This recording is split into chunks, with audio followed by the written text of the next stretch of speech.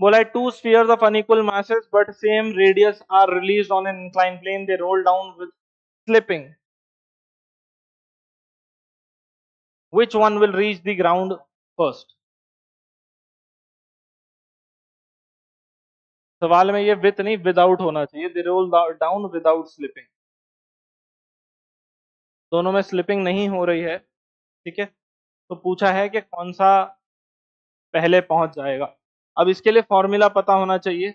Acceleration of an object on incline plane, जो कि होता है g sin थीटा divided by 1 plus K square by R square.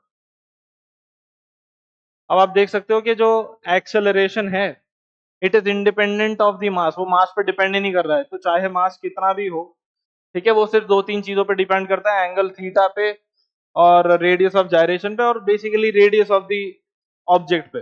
तो ऑब्जेक्ट के शेप पे डिपेंड करेगा कि रिंग है कि डिस्क है कि स्फीयर है, क्या है, हॉलो स्फीयर है, जो भी है.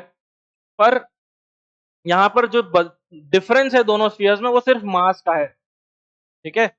अगर आप एक स्फीयर को हॉलो मान रहे हो तो दूसरे को भी हॉलो ही मानना पड़ेगा, और एक को अगर आप सॉलिड मान रहे हो तो दूसरे को भी सॉलिड मानना पड़ेगा. फर्क बस इतना होगा कि दोनों के मासेस अलग अलग होंगे. तो मासेस अलग अलग होने से एक्सेलरेशन पे कोई फर्क नहीं पड़ेगा. इसीलिए both of them will reach at the same time.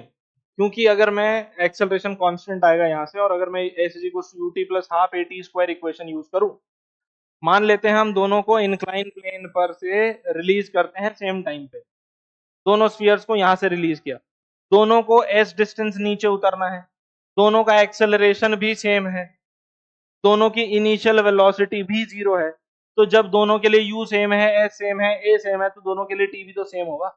और क्योंकि दोनों के लिए t सेम है, इसीलिए करेक्ट आंसर होगा ऑप्शन सी.